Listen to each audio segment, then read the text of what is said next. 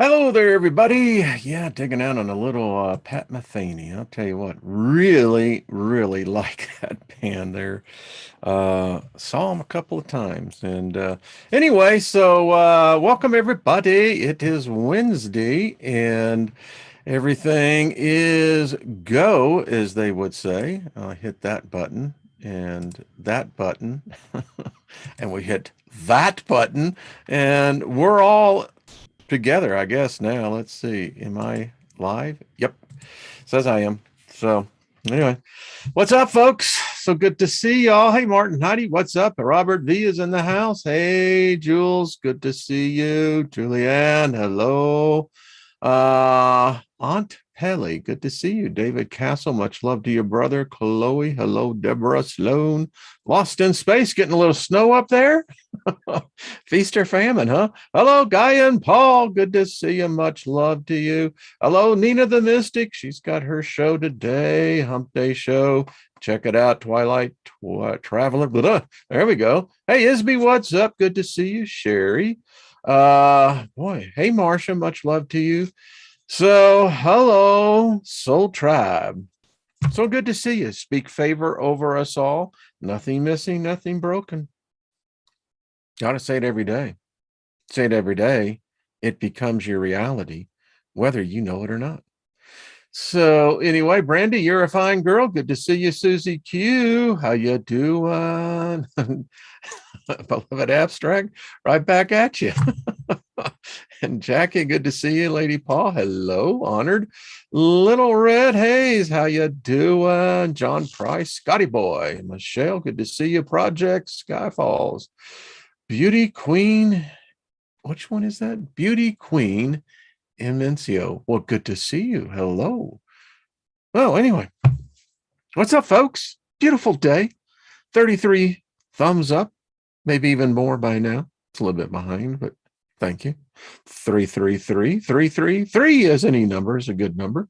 I like it. And it's just one of those days. It's finally getting cold here. Just digging it.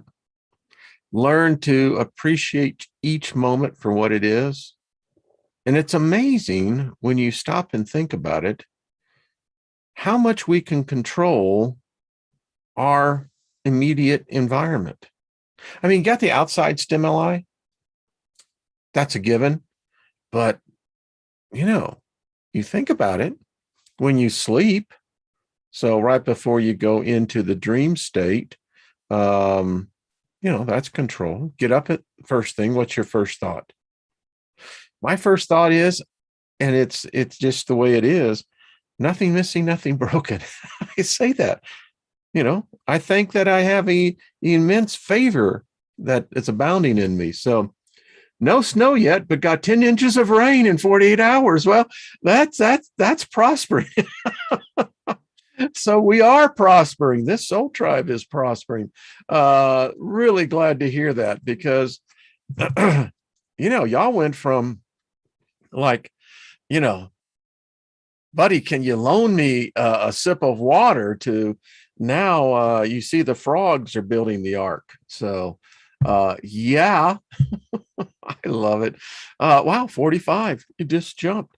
It's so good to be here. I just learning to appreciate each moment for what it is. I'm writing tomorrow night's Steiger perspective, and man, it's a zoo out there. I mean, it truly is a zoo. And I was meditating this morning and kind of on this thought. All right, we're about to get into this continuation. It's obviously it's needed. So we're going to do it on, the forbidden religion. It's spirit changing if it gets in there. But here's the deal. I look at my life, and I'm sure you do too, bittersweet. But, when it's all said and done, I don't have a bitch. I really don't. Got to be candid with you. Had a great time. So am I supposed to feel bad about that? Is this, if this demiurge does exist, and plenty of evidence says it does, So what? Am I under a spell? Am I asleep? Is it the fact that, hey, dude, you know, if you really want to get out of here, you just got to put the whole flesh thing, man, and everything that goes with that.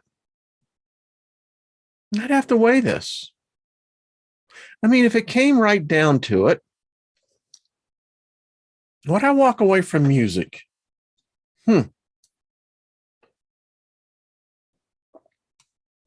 If I'm living in a verse that I am, if you follow this, well, not everybody, great deal, we would be anti-verse.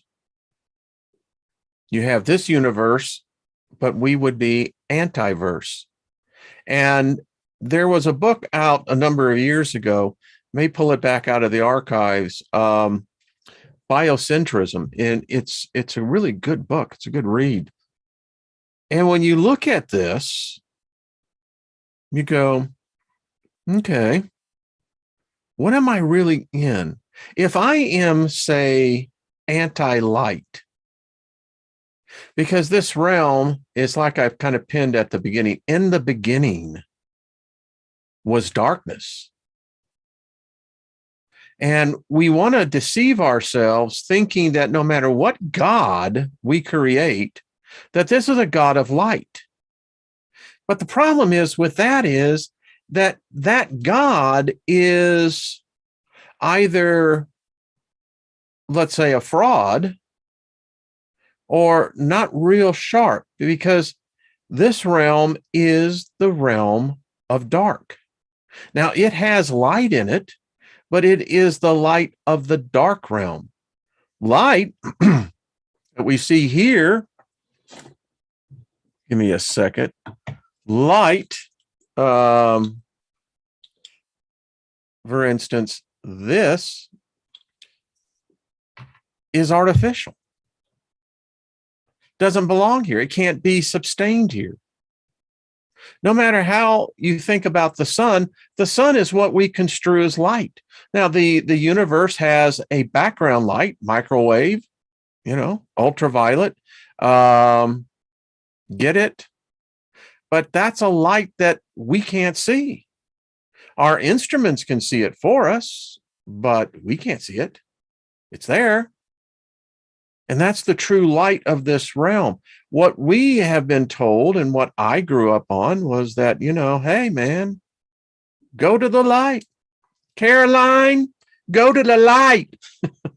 And then it turned out, don't go to the light. Run, Forrest, Hello, Deborah Truex. How you doing? Hey, Big Al. Hello, Perry. Much love to you two guys. Hey, Paul Joe. Ronnie, good to see you. But yeah, and if you really get down to it, light is really anti-darkness. Matter, antimatter. Then you get the whole annihilation thing. When any two opposing forces or field come together, so it's weird. Very, very odd. This whole thing about, folks, I grew up so embedded in this. The story in Revelation, the great throne judgment, the throne room of God, and everything about this demiurge is human. Just amped up, baby.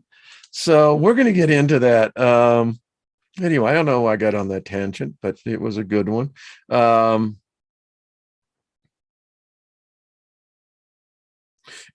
think she's drinking wine in heaven. Well, if it's the kind that you don't get a hangover with, then that could be something else, couldn't it? I love that. That's hello, Kathy. Good to see you. I haven't seen you before. Good to see you. Lioness of Gaia. How are you doing? Darkness just is. Light bounces off and we only see what is rejected. or isn't. I like that. That's a good thought. So we're prospering, baby. So got an angel card for us today. This is Rochelle, Angel of Restitution. I love this. Rochelle. That's a beautiful name, Rochelle. It's not used very much today, but it is. It's a beautiful name. It was used quite a much back in the early 20th century. I digress here. Deus Amaneus Vendens, God who sees all.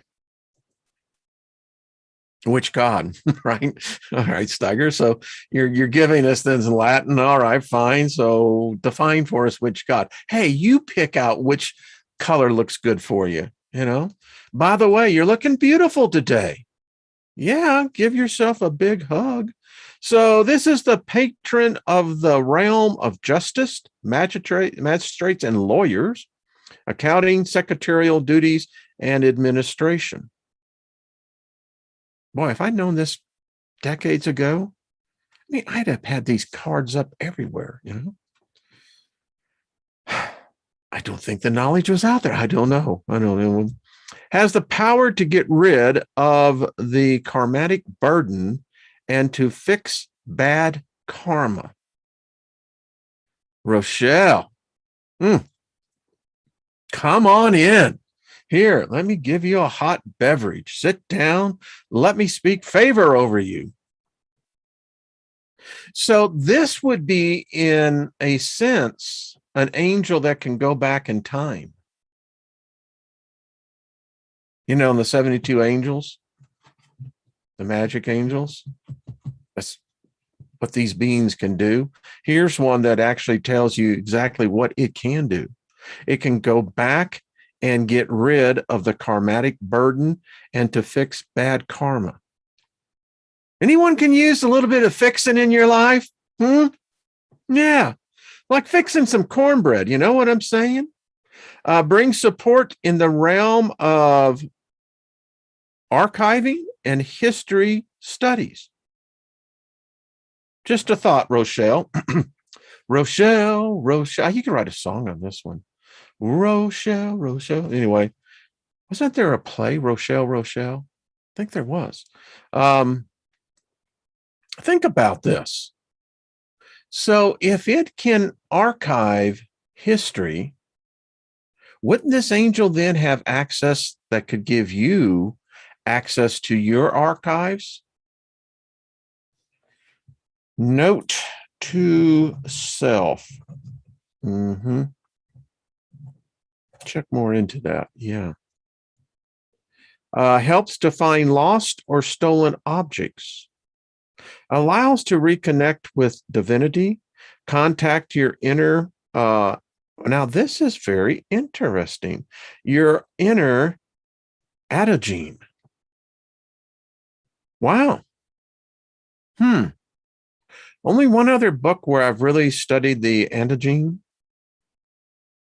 That was the Liber Lilith. She taught us a lot, didn't she? Brings us support in matters of succession and inheritance. Oh, wow. Facilitates the study of law and history. Symbol of righteousness. Embodies glory and wealth. Like this.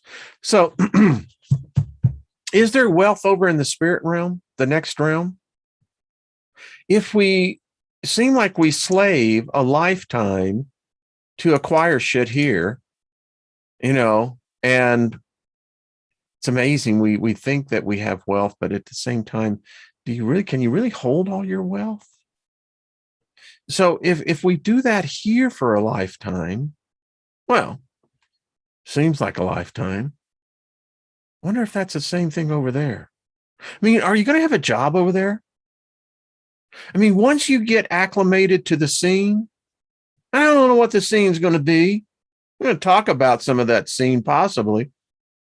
But what? Do you suddenly take an aptitude test? Go, Melinda, we're going to see how you're going to do. And so when you finish the test, what is that going to be your next thing? I don't know. Just asking, bestows us with the theoretical and practical knowledge. Well, I guess I got as theoretical as you can get. So I expect the knowledge to come forth. Fills us with energy to organize and order things around. I know a few people that could use that skill. Teaches how to handle everything carefully and safely. Provides with support during lawsuits. Rochelle. Rids you of two, now what does that say? Yeah. Rid you of too pragmatic mind, which is overly focused on the practical side of things. Oh, protects from theft, robbery, emotional and psychic vampires. I hate those sons of bitches. Liberates you from lust for power, glory and hunger, or material instead of spiritual things. Protects from the distortion of historical facts, reveals the truth about the past, cures jealousy and the pain of existence. Isn't that freaking profound? The pain of existence. Chew on that one a little bit. Wow.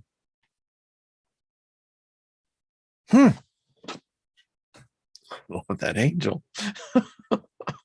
I mean, wow, the pain of existence.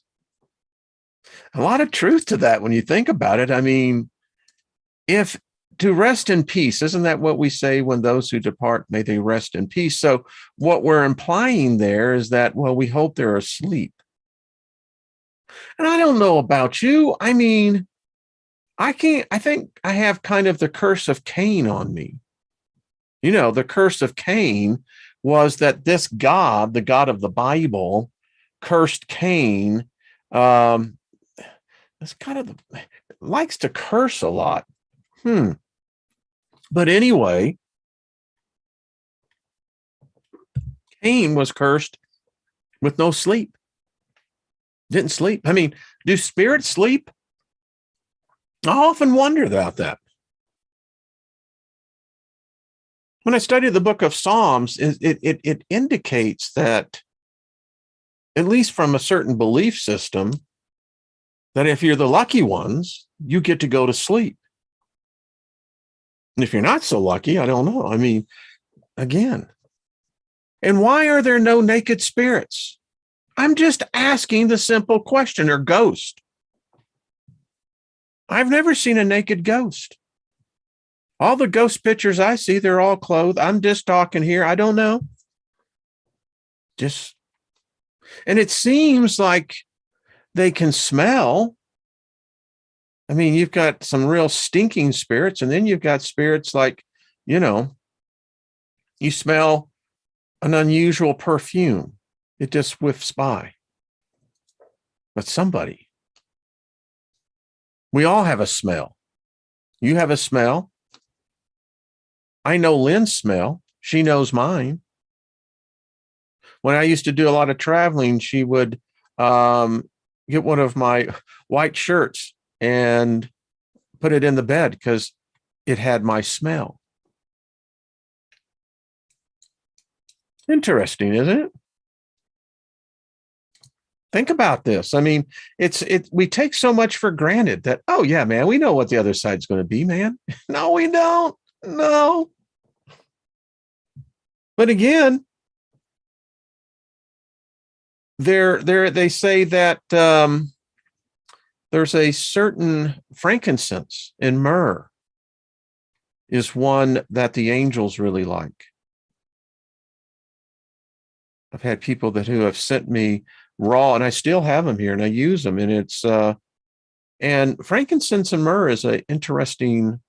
It really, I think it has more spiritual components than the actual physical components, but who knows? Speaking of smells, so how many of you are into, you know, the essential oil thing? Y'all into that? Let's see. Anybody have a particular scent that you like? There are some really interesting Deep blue is one I kind of like. Good therapy too. Think about it. It really is. See, that gives me happy feet. Happy thoughts. So let's see. Then here's frankincense. And here's it is, and it's, pure oil, but I still like the raw. It has that. Can y'all smell that? Are you smelling this? This is frankincense now. Yes. Jackie says, I'm a massage therapist. Well, I'd love to book a time with you if you're using the essential oils. Now, here's one I really like. This is cloves. Yeah. So we're doing a little therapy here. Those cloves, I mean, it says comforting. Oh, yeah. Let's see. Love rose in jasmine and eucalyptus. Okay. Peppermint is another one. Anyway, I don't know why I got distracted with that. Seems like a day that, slow down. You move too fast. You got to make the morning last. That's it. Got to slow down. Appreciate the moment. How's everyone? Sorry. You always like the guy who puts the thumb down. That's okay. We like that. I mean, in Wayne's World, it's always a happy time. Good weed smells fantastic. Well, I will say it does have that certain smell. I would agree with you. It's the same thing with if you've ever had the chance to go to the printing where they actually print money. And if you've ever done it, when it comes right off the press, they cut it and bound it. And if it has that smell to it, yeah, money has smell. It's interesting. I've never been able to smell gold or silver, but here we go. Everyone's off into the essential oils. Yep. Essential oils and resins will make you live longer. Waves of Art in San Diego. How are y'all doing? You so good to see you back up in here. Hey, Red Honey 9, cinnamon and cloves this time of year. Yep. The other day, that's exactly what I had going on in the house everywhere. It's perfect time of the year. All right. So can you smell that smell? That's Skinnerd, all right. And I can hear the song in there. Fresh Money Ink. Yeah. Gary. Yeah, it is, Money. It's okay. Yeah. All righty. So this is just fun. This laying back, having fun. I like urine therapy. Well, I mean, to each his own. That's the interesting thing about this journey. So, getting back to our original point here, we're going to get in about the body and soul, because I really want to get in about, is there a way out? We're clearly trapped here. I don't have any argument with that. The question is, I am questioning myself. How did I get here? Even in the Forbidden Religion, and there are a number of books we're going to follow behind this, it really never says how we got trapped. What was it that drew us here? What was the allurement? If we came from a anti-universe, because you think about that, that would provide unlimited power in this realm. If you have the technology to control it, you have perpetual energy. It never ceases. And if you think about this, that the spiritual plane is really where the real game is at, we're just in the prelims down here. But these prelims are important because it gives you position and title in the next realm where the Hunger Games are in full force. I think about this. Or, you could surrender to the fact that says, well, I'm Wayne, I just believe that I have a soul. That's cool. I choose to believe differently, but, and then that kind of makes it a little bit less complicated. I don't know. And I'm just, Tony Stark strikes again.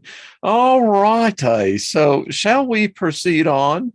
Because I really want to get in. We're going to do a little jumping around because I want to get kind of to the end of this thing. And then we're going to come back. But where we left off is that we were at this point where we were studying that there's three kinds of man. We have stated that human beings are composed of body, soul, and spirit. We will therefore have three different kinds of man according to which aspect he is most influenced by: the body, soul, or spirit. Now, what I struggle with here is this like all in or nothing at all? I don't know about you. Influenced by body, I would say, yeah. Soul, definitely. Spirit, absolutely. Since ancient times, man has been characterized by Gnostics in this way, in terms of the physical, psychic, and spiritual. These categories were also used by Peter. The Cathars, for example, also divided man into three different types: terrestrial, heletics, if you're ruled by the body; psychic, if you're ruled by the soul; and spiritual, nomadic, if ruled by the spirit. Well, maybe, guess it's like, back in the day, I enjoyed, I had a Porsche Boxer. Loved the car, but it was a pain in the ass anyway. The thing about it is that I could only have someone in the seat. So is my spirit driving and my soul's saying, oh yeah, we just left the body behind? I don't know. In one of the Gnostic works found in the Nag Hammadi called the Tractate, we find the same differentiation of man into the material, psychic, and spiritual. Julius Evola, in his book on Totanic Yoga, based on ancient Indian traditions, classifies men into three types, having the same characteristics as we see here: the Pasu, the Vara, and the Divya. The Pasu means animal and refers to the man animal in which the body and its instincts dominate. Vaira is the warrior who is striving to wake up. He is somewhat confused, but fights to free himself from this material world and fulfill his spirit. Finally, Divya, the third type of man, whose spirit has already been liberated and rules absolutely. The perfect man is found in this group. Okay. Find out where you fit in. And so let's get an idea of Satan. I love Satan. People are going to go, oh, see, I told you. Yeah. Because Satan doesn't exist, at least not in the way that we've been taught. However, there is, how should we say, the accuser. We all know that. Anyway, man in his normal state is lost in confusion, sleepy, not knowing who he is, where he came from, or where he is going. He does not know what he should be doing and is in a state of confusion, as if in a mist or half asleep. I struggled that as with a child. It's weird. When we were talking about the creator of the world, we said that for Gnostics, the creator, the demiurge, the creator of matter, the universe, and man can be likened to Satan, since matter is satanic. All creation is satanic, and the creator is a satanic being. This is what the Liber Lilith taught. In fact, that's what's really kind of taught in the other books. But anyway, this creator oppresses man. Cursed us, he did.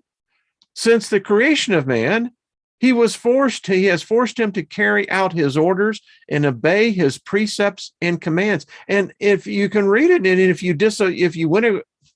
you went crosswise of this dude, I mean, he'd kill your ass in a second and won't remember your name. Anyway, this creator wants to be obeyed by man. Isaiah 1:19. Obedience is better than sacrifice. He wants our admiration.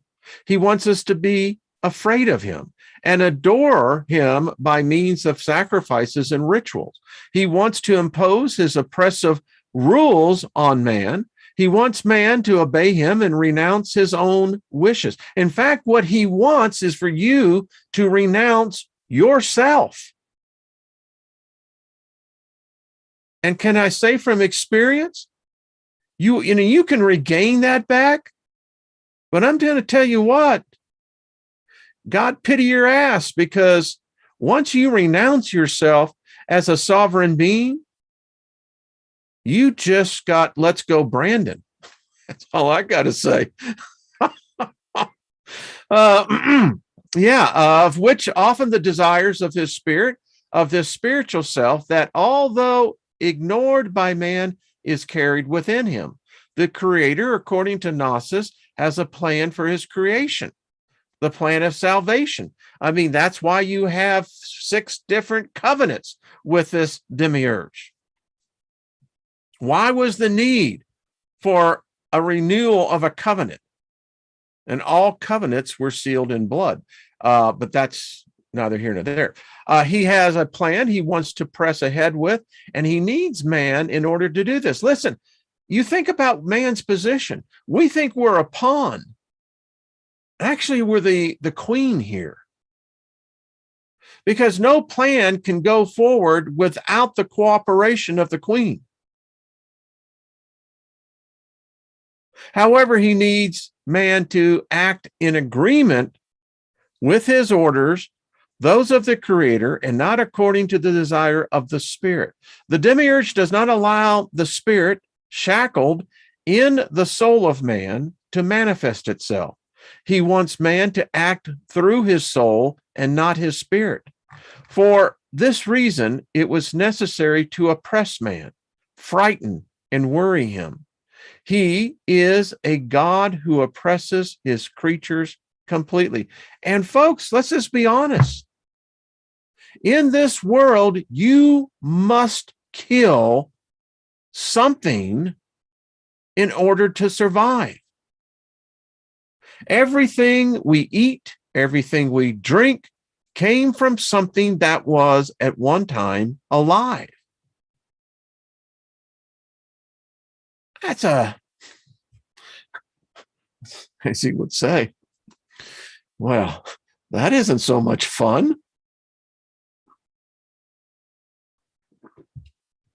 But boy, doesn't that barbecue taste good. I mean, you're frying that steak on the grill. You got the baked potatoes and the corn, and all of it was alive at one time. It's like that movie. How many of you ever seen the movie Sausage Party? If you've never seen it, go see it. I'll tell you ahead of time.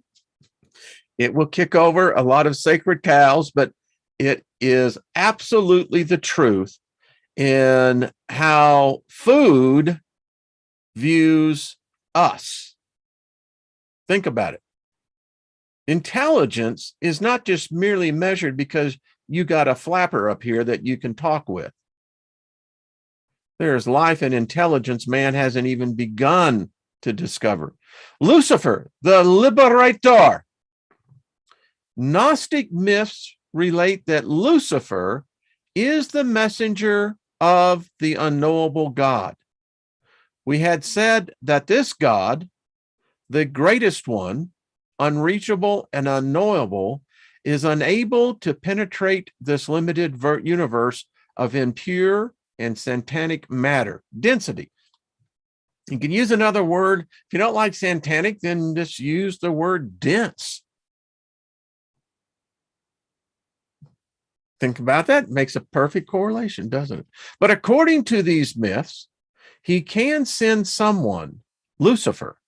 Only with a supreme sacrifice can an incredibly spiritual and pure being of antimatter fire break through into the infernal world of this universe.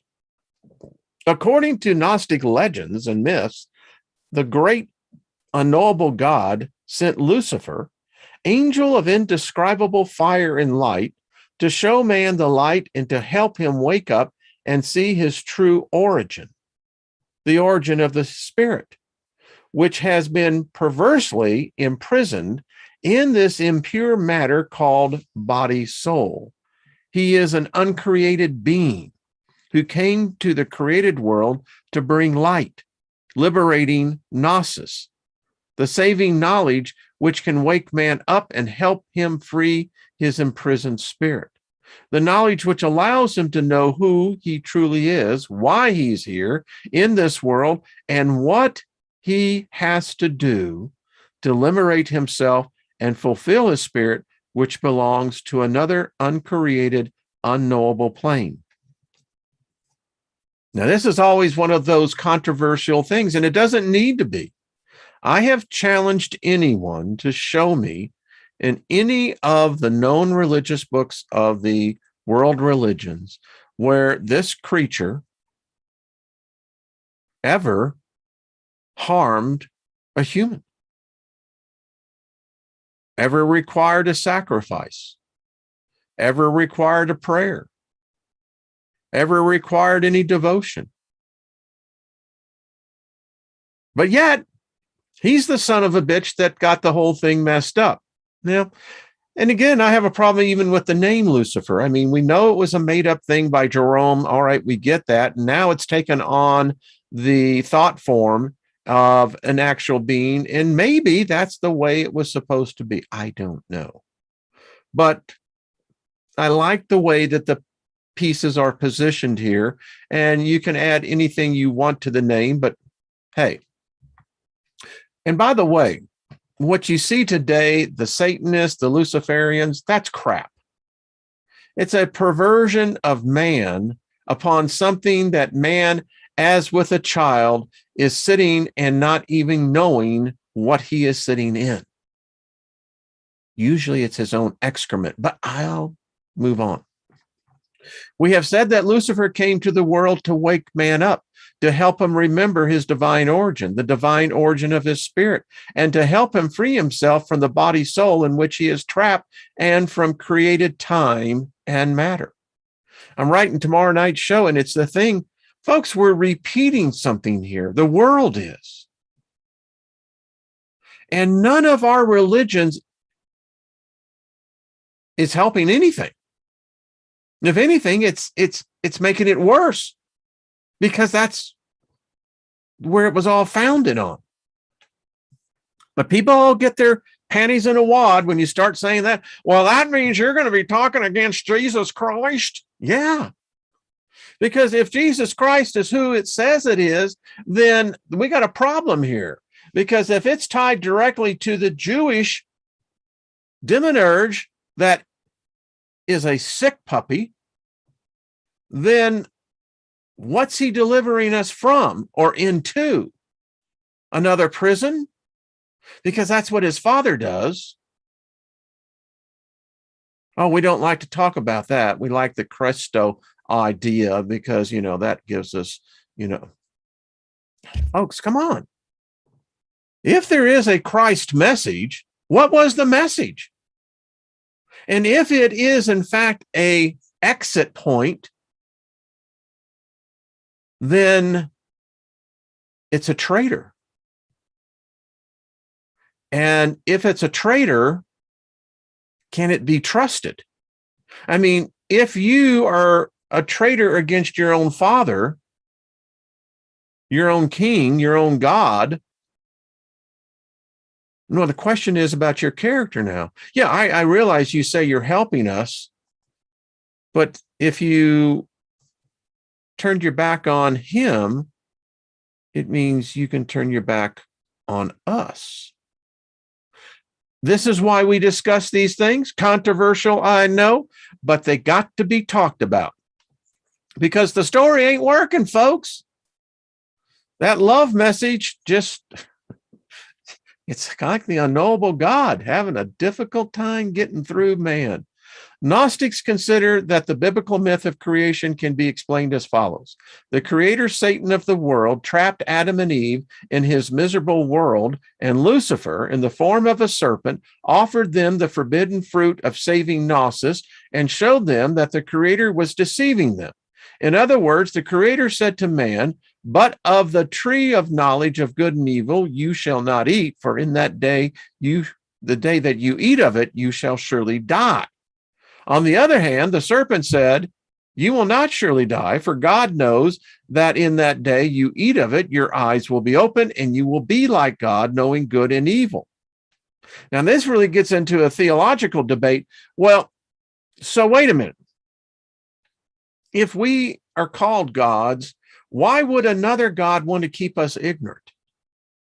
You only keep a person ignorant if you're manipulating them. Don't know. The Bible continues, and the eyes of both of them were open.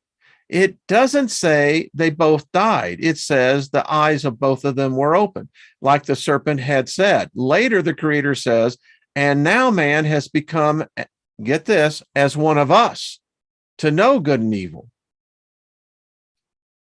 I mean, I feel like we're playing a 3-card game of Monty on the corner of Times Square right there. I mean, wait a minute, you told me that was underneath number 1. No.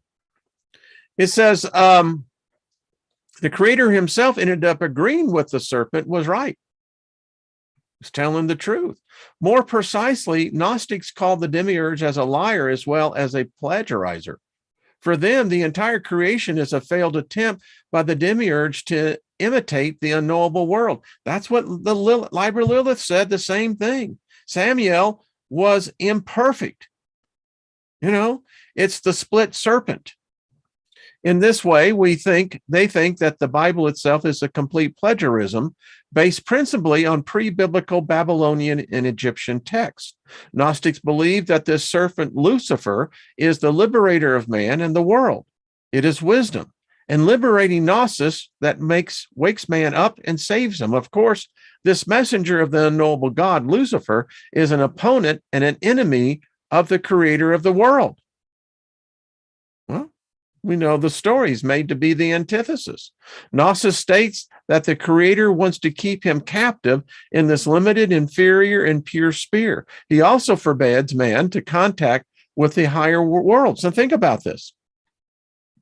You're in a religion where you're worshiping supposedly a spirit being, but this spirit being says, well, now this only works if you're going to worship me. And you ain't allowed to talk to your kinfolk who done crossed over here or your ancient ancestors. That's forbidden. You do that, you're going to lose your head. But that's what you have to do to worship me, because all worship is conjuring. It's what you're doing. You're becoming, how shall we say, you're invoking a spirit to take over your spirit.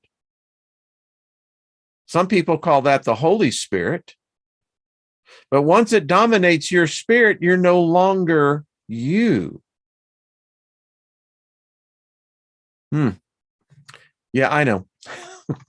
So you can't talk to the dead folks. You can't talk to angels. You can't talk to the divine ones. No. You can't even talk to the ETs. It's represented in the Bible myth by the fruit from the tree of knowledge of good and evil. But Lucifer, the angel of light, and that's what they called it all the time, made a great sacrifice and descended into the satanic hell to give the forbidden fruit of Gnosis to man, open his eyes so he would be able to remember his divine origin and his superiority in relation to the Creator. Gnostics consider that before the arrival of the serpent in paradise, man was in a state of ignorance and was blind to his true situation.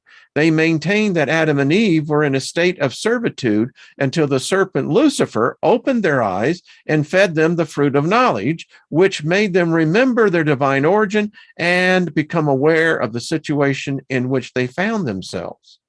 Of course, the Creator threw Adam and Eve out of his paradise in which he had placed them, since he wanted them, and still does, to reflect him and be similar to him after his image and resemblance, and to carry out his precepts so as to be like him and not like the unknowable God. He wants the spirit to stay asleep so that he can take advantage of its energy, preventing it from manifesting itself in man and the world. Lucifer, liberator of man and the world, has also been called Abandon, the exterminator. But exterminator of what? Exterminator of matter, because he abhors this created world of matter and time. He would behave like a hostile antimatter force, extremely aggressive, because he hates all that has been created, as he also hates the body and the soul of man, since he belongs to the uncreated plane of the unknowable. He is the exterminator, but an exterminator of matter, of the impure. Such is the Gnostic legend of Lucifer. Think about it. Fire. There is a passage in the New Testament that says when a saint dies, he passes through the fire because the fire purifies him. And his works of the flesh are burnt as hay, wood, and stubble. And that which is left after the dross has been cleared off is his true value, being. The point is, in all of this, even God of the Old Testament, what? The burning bush was represented by fire. So who's imitating who here? And if there is a place called hell, it's fire. It consumes all matter. You could say the very construct of hell itself is nothing more than a portal to the unknowable plane. It purifies. It cleanses. What's left after you come through the fire is your spirit. Just a matter of how you perceive things, folks.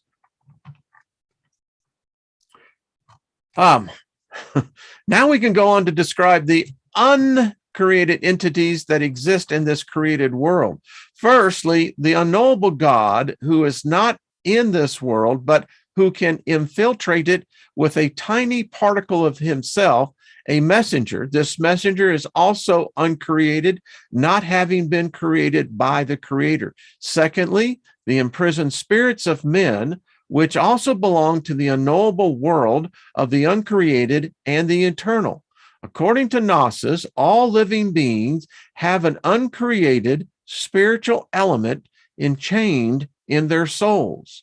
The spirit locked within man is totally superior to that of animals, plants, and other living things. The difference between man and other living things is very great, as is the difference between the spirits imprisoned inside of them. The spirits of human beings are in an elevated spiritual category. Thirdly, another uncreated entity placed on this created plane is the saving and divine knowledge of Gnosis, knowledge that has come from outside, which has not been produced inside of this world. And that's the problem that I have with all religions. They're all man-created. If you can tell me that there is a non-unreligion, I'd probably be interested to hear about it, because none of the religions that are out in the world, well, let's just say they have fallen short. Why?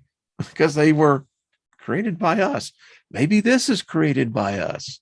Hard to say, isn't it? The serpent of salvation. We have said that according to the Gnostic interpretation of Genesis, the Creator God imprisoned Adam and Eve in a world of misery and gave them a subservient soul. The Bible says that after eating the forbidden fruit, Adam and Eve hid themselves, ashamed by the mistake they had made.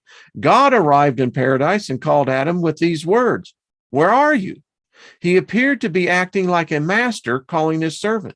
When he didn't find him, he seemed to be saying, "Where are you? Where have you hidden yourself?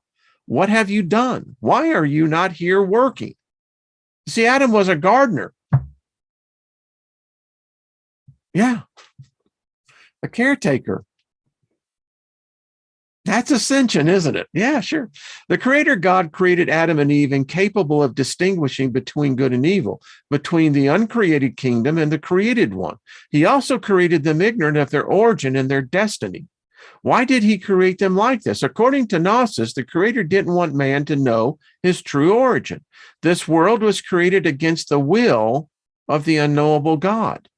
And this was something the Creator did not want man to know.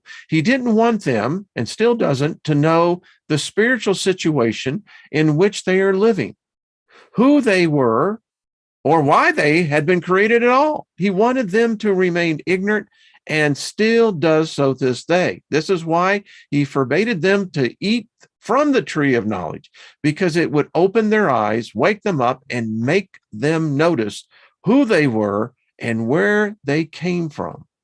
And more importantly, the situation that they now find themselves in and what they can do about it. It would make them aware that Eden wasn't paradise, but just the opposite, a prison. Think about it.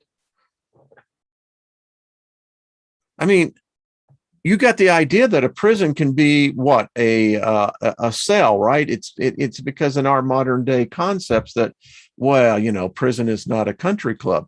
Well, I can assure you as well that you can be on the most expansive. They say that that's why the Taj Mahal was built, not as a monument or a temple. It was a prison for the king's wife. Just a different point of view. In his book, La Franc Machner, Father Leon Murin describes the Gnostic interpretations of the earthly paradise and the serpent of Genesis, and the following ideas come up. Jehovah does not want man to know his origin or his great destiny. He forbids all contact with the higher world. He wants man to be a reflection of him, the Creator, and not a reflection of the supreme God. But man did wake up, and he did become aware of good and evil. And this is where it all starts. And so how did he manage to do this? The serpent of temptation in Eden fed them the forbidden fruit, which opened their eyes. According to Gnostics, the serpent is Lucifer, the messenger of light. I got a problem with that, because Lucifer, again, was a late was after the first century term, but okay. I mean, you know, I can apply it. This is the meaning of the word Lucifer, bearer of light. Lucifer took the form of a serpent to wake man up. He is the messenger of the supreme God, the unknowable God. He is a master of the true God who came into this imperfect, inadequate, and wretched world to wake up and liberate man, to show him what the true situation is and what his great destiny could be like. For this reason, those who follow the orders of the Creator God consider the serpent to be something malicious and satanic in all this confusion, and they liken it with Satan. On the other hand, Gnostics see the serpent, Lucifer, as a savior, someone who came to save man, a messenger of the true God. The serpent of enlightenment, which brought Gnosis, Gnostic truth, which allows the authentic and true nature of things to be seen in this world of confusion, came to liberate man. Lucifer is the true liberator of man. He came to liberate man from the tyranny of Yohe, from the tyranny of the creator God. He brought the real knowledge that in itself can free man and help him to escape the satanic world and return to the world from which he came. The serpent is, for Gnosis, the serpent of salvation, the serpent which opened the eyes of man, which offered him the apple of emancipation to help him wake up and free himself from this world and the misery and impure matter. I'm going to stop there because here's the thing. If you look at some of the work I did on the blood invaders, bloodline invaders, I did a whole thing on, if you study religion, cultures, what's more predominant than the Jewish version of God? It's the serpent. Everywhere is the serpent. And in every situation that I was able to study back to the records that going back over 10,000 years ago, the serpent always stood for two things: wisdom and healing. Yet today, it's been so twisted that it's perceived by the vast majority of world to be evil. And again, you have rank amateurs who've taken Satanism and Luciferianism. I mean, those people are just walking around with their craniums up their rectums. That's not the case. It's the same demiurge. They're just putting lipstick on it. That's all, hoping that you would fall for it. And a lot of people do. I love this topic. We're going to get into it tomorrow because it actually, and again, yeah, we're repeating things here, but warriors of the spirit loathe matter. They are indeed destroyers, but destroyers of the impure. It's true. And I guess at some point in time for myself, you just have to weigh this out. If there was really a message of peace and love in what we perceive to be peace and love, there would be peace and love. But there ain't peace and love. There's enclaves, remnants. The vast majority is the opposite. And it doesn't go away. In fact, it dominates.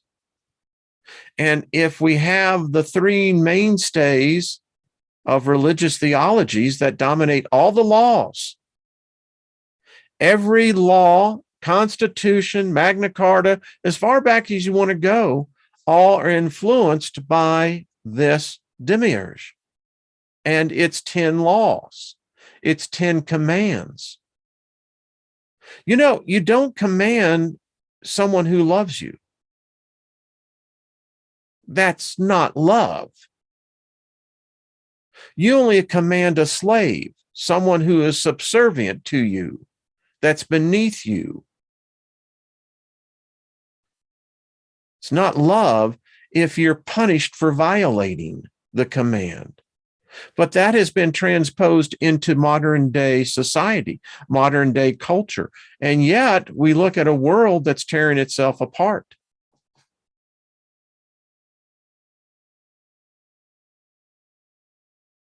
Yeah, I'd agree with you, Martin Hyde. You can't compare an animal to this God. I agree. It sucks. All right.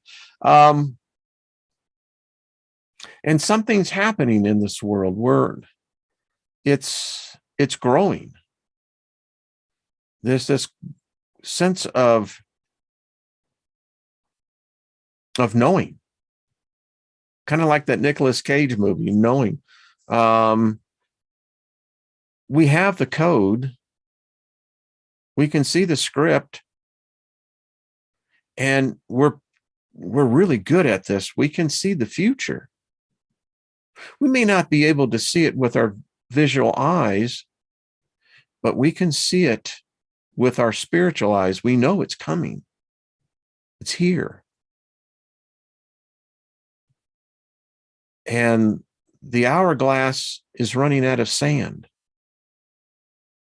And for myself, I will continue to pursue this until I can find something that can begin to really balance. I'm there already. We're just studying this again. Because in the next 60 months, I dare say I won't be sitting here. Most of you won't be listening. So we have to revel in the moment, share love with one another, lift one another up, stop being in competition with one another, just start learning to love one another, start beginning to put our energies into one another. That's how we overcome this. You're sharing in this adventure.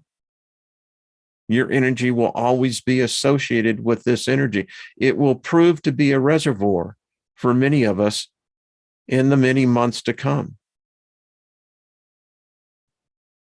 So let's make the most of the time.